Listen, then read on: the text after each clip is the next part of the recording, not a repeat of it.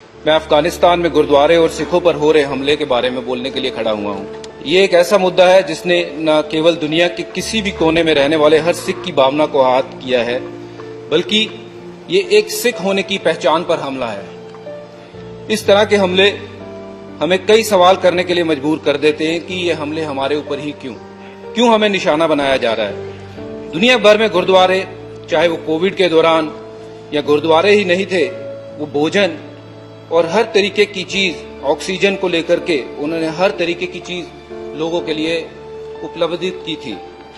स्वतंत्रता के बाद के समय की बात करूं तो देश के सिखों के योगदान के बारे में हम सबको पता है। जीडीपी की बात करूं, रोजगार की बात करूं या दान धर्म की बात करूं तो सिख हमेशा सबसे आगे रहा है। सिख समुदाय भारत और अन्य देशों के बीच संबंधों में एक मजबूत कड़ी रहा है। वो अपने साहस, प्रक्रम और कड़ी मेहनत के लिए जाने जाते हैं। वो ये सब होने के बावजूद हमारे साथ ऐसा सलूक क्यों? 18 जून को काबुल में गुरुद्वारा दशमेश पिता गुरु गोविंद सिंह करताब भवन में कई धमाके हुए। परिसर की ओर जाने वाले किले और दरवाजे के बाहर उग्रवादियों ने गोलियां चला दी, जिसमें 2 लोगों की मृत्यु हुई और कई घायल हुए।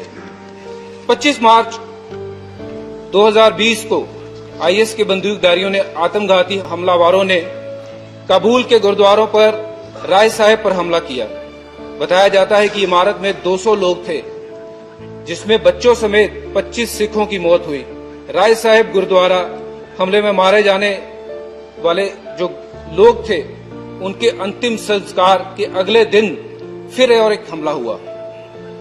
2018 में एक आत्मघाती हमलावरों के पूर्वी शहर जलालाबाद में एक सभा पर हमला किया गया। उसके बाद सर मैं आपको बताना चाहता हूं कि अफगानिस्तान कभी हजारों सिखों और हिंदुओं का घर था। दर्शकों के संघर्ष के कारण ये संख्या कम होकर मुट्ठी भर रह गई है। 1980 के दशक में अफगानिस्तान में 2,20,000 सिख और हिंदू रहते थे। 1990 के दशक की शुरुआत में ये आंकड़ा गिरकर 15,000 और 2016 में गिरकर 1,350 हो गया है। जलालाबाद के हमले के समय 1500 सिख थे। अब उसके बाद लोगों ने ये सोचा कि हम यहाँ नहीं रह सकते। तालिबान के सत्ता में लौटने से 300 लोग और कम हो गए, 300 सिख और कम हो गए हैं।